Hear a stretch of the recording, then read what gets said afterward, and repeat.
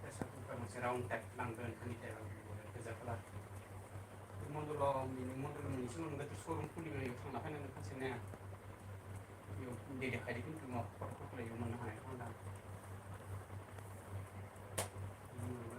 बायहैनोसै नोंसोरनिसिमखौ बायहैनोसै खाथियावनो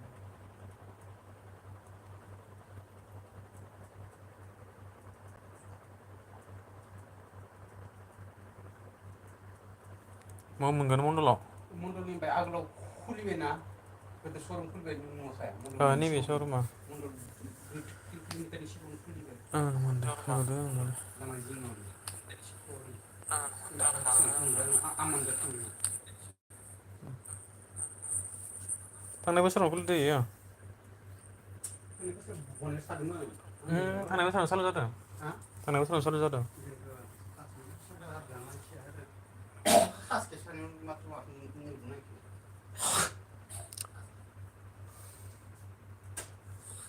हेल' गुड इभिनिं गुड इभिनिं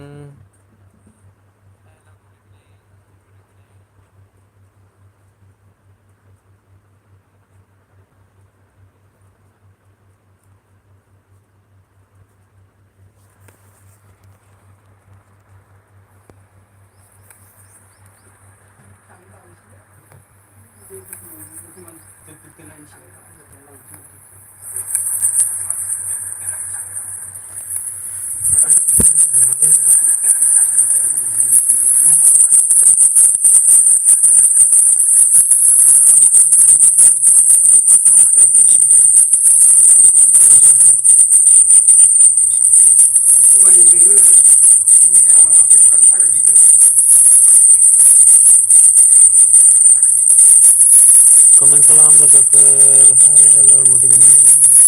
कमेन्ट खालाम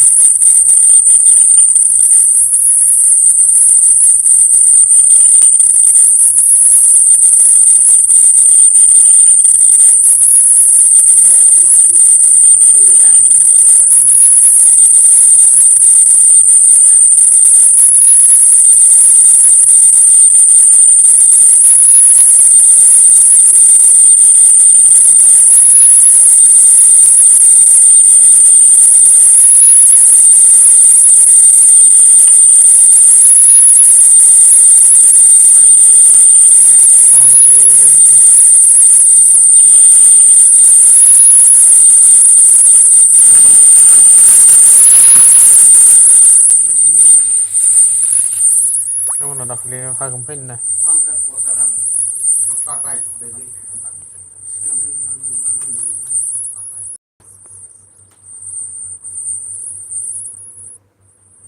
आं बेसेबां बुजिबाय थाबाय गथ'दा नों फैनो हायाबा बायसान्स फन खालामनानै हो होननानै खामगोन र' होननानै गैया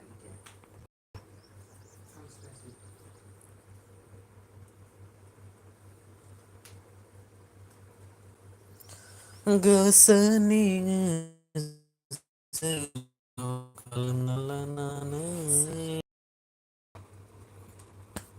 ओइ गिदिंहांबाय नामा आं एबार आधार कार्ड पान कार्डफोरखौ लाबोखायाखैलै गारबोजोब्बाय आं न'आव दुप्लिकेट लाना फैजोब्बाय थांबा मोजां खामानि जोबनांगौ र' पान कार्ड थिगानो मोनबो लाबोआखै आं एकाउन्टखौबो जोंहा पासबुकखौ बेलेग गोदान दिहुनबायना ओमफ्राय दा नैबे माबाखौ मोनसेखौ लाबोबाय आरो बोराय मोनसेखौ आधार कार्डखौल'सो हाबेन खान्दा गांनै बिहरदो र' गांसे 599 मोनसे 300 बेसेबांबानि कम्पानि मोननै बिहर गांसे गांसे दोङो आंना माबायानो जारसियानो दोङो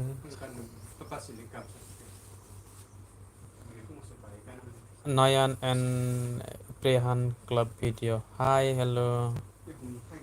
नाम इतना लंबा है यार आपका क्या हाल है भाई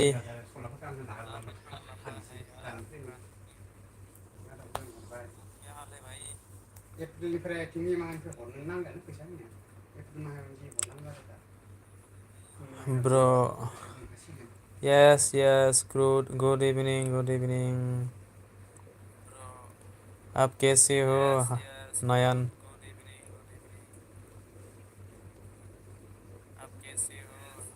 रेहान क्लब वीडियो ऊपर है, खतरनाक है नाम है यार।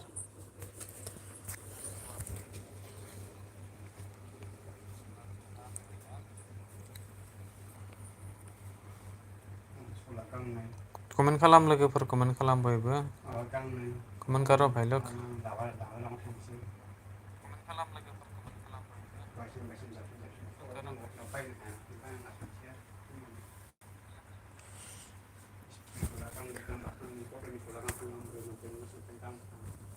मोनबो बायला आं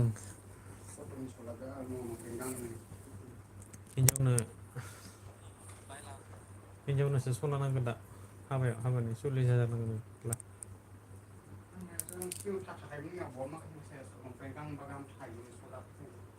हाबा जानायफोरनि जेबो बारा लाबांनो हादों दायो फार्स्ट लांनो नागिरबा बाय गथ' हिन्जावनि बुस्थु हिन्जावखौथ' लानो होआ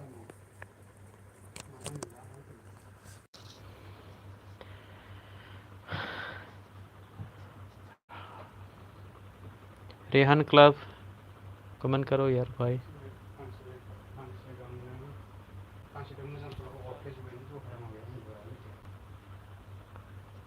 और कितने लोग हैं भाई लोग?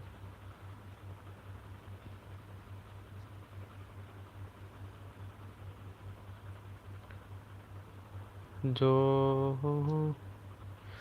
कौन कौन आया है प्लीज़ कमेंट करो। शाम के टाइम में अभी बोरिंग लग रहा है, इसलिए आप लोग के साथ मैं लाइव पे आया हूँ ना। बेलासे समनि दसे सम मोननायखाय लाइभ फैबाय आरोना नोंथांमोनजों। कमेन्ट खालामदो सोर सोर दङ।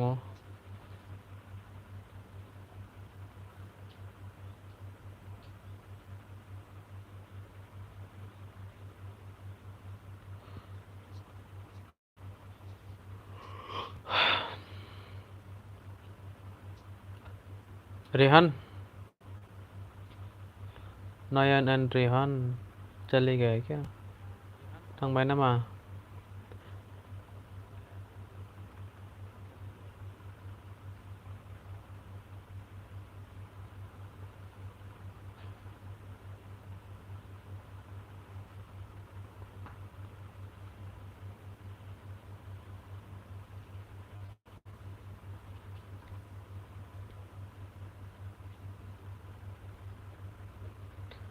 लाइक करो मेरे चैनल को लाइक करो, और जो भी नया है सब्सक्राइब करो भाई। जायफोरानोखि गोदान नोंथांमोना अन्नानै आंनि चैनलखौ सब्सक्राइब खालामना हो।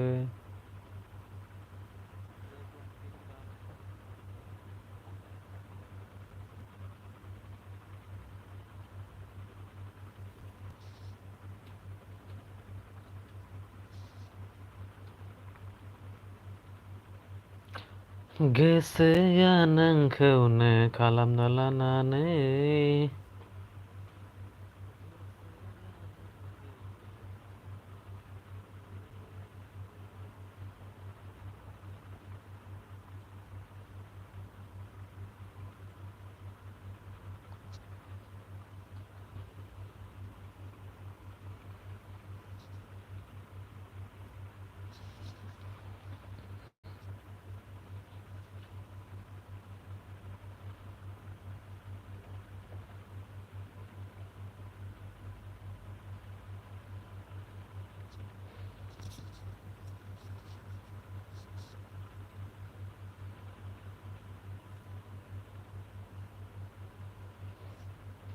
कोई कमेंट नहीं कर रहा है क्या? अभी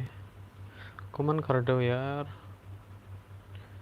कमेंट खालामदो आब'मोन, आदामोन, फंबाय बिनानावमोन।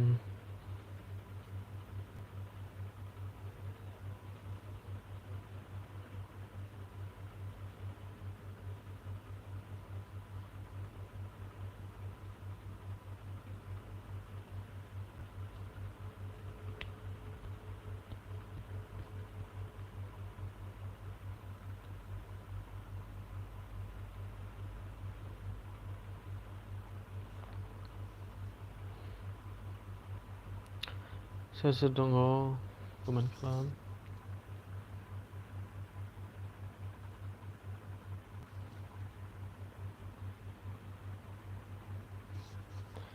आंनि सेकेन्ड चेनेलखौबो नोंथांमोननो आं देखायनि सेकेन्ड माने फार्स्ट चेनेलमोन आरोना नोंथांमोननोहाय आं देखायनि नोंथांमोना अननानै बेहायबो भिडिअखौ नायनानै साबस्क्राइब खालामबानो जाबायना चेनेलखौ नै आंनि फार्स्ट चेनेला बेयो एसे रकि बेखौबो नोंथांमोना थांनानै लिंकआव थांनानै चेनेलखौ साबस्क्राइब खालामना हो आरोना नैबे चेनेलखौहाय साबस्क्राइब खालामना हो आरोना नोंथांमोना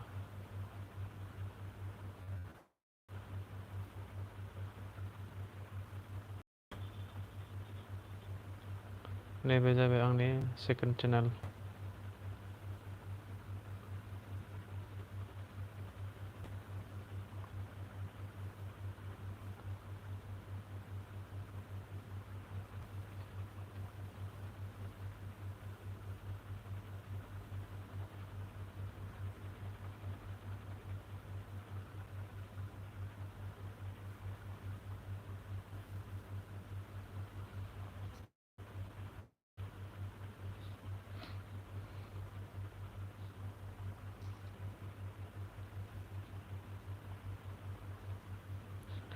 बहा खारजोबखो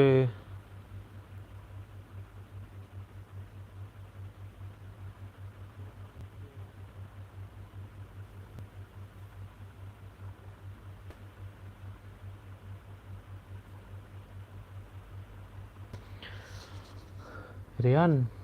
रिहान चले गया क्या रिहान रिहान जी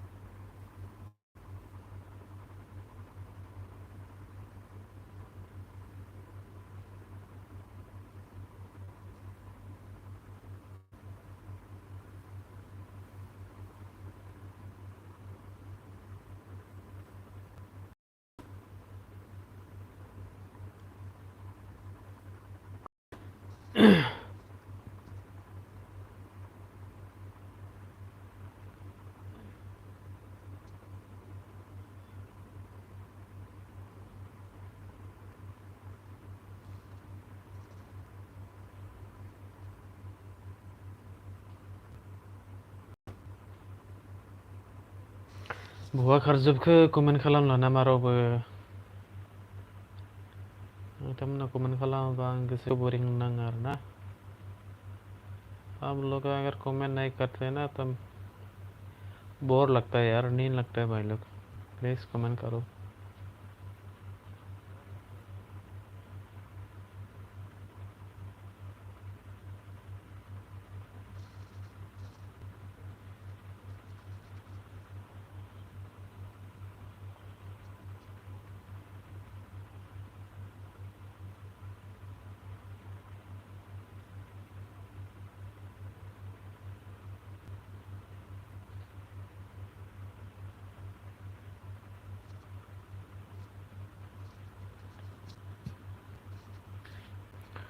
कितने लोग हैं अभी 10 लोग हैं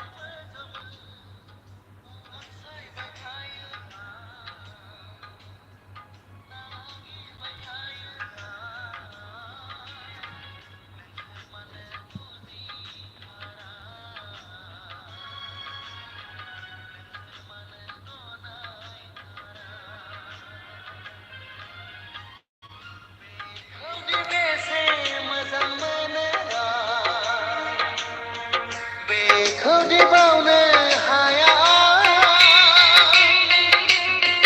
मोजां मोननाया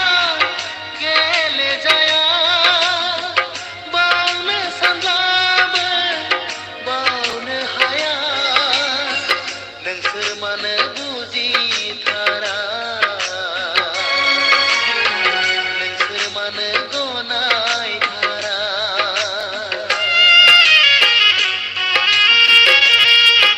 कमेंट करो यार हेलो मैं रोना आ रहा हूँ परमिशन करता हूँ बेबायदि मेथाइखौ खोनासंनानै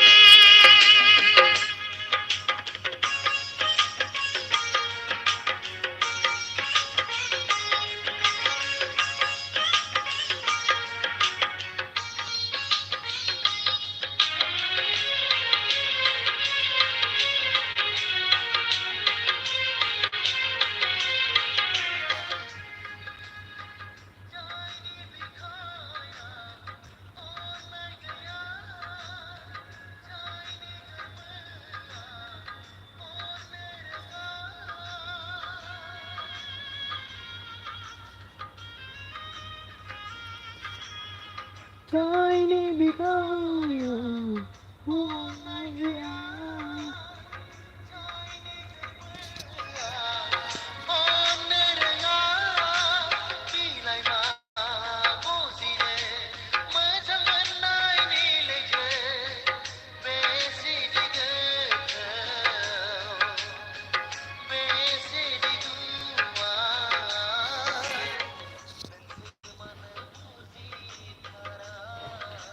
हाय रावबो गैला माथो अबाव खारजोबखो नोंथांमोनालाय दाबो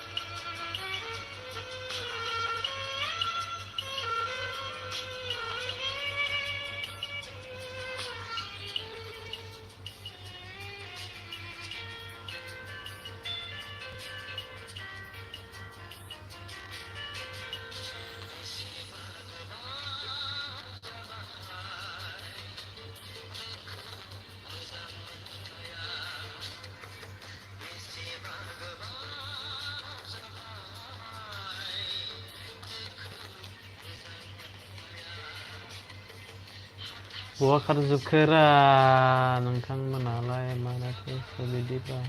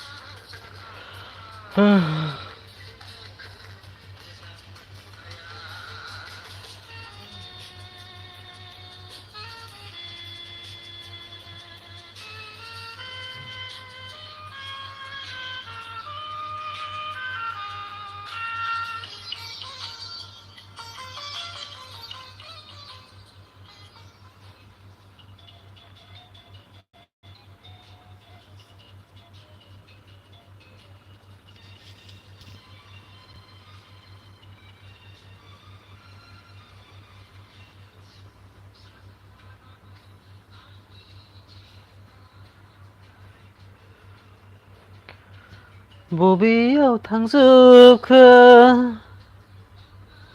नोंसोरनिलाय आंखौ गारनानै मेथाइबो रोजाबनो रोङालै जाम्बा लरगसो।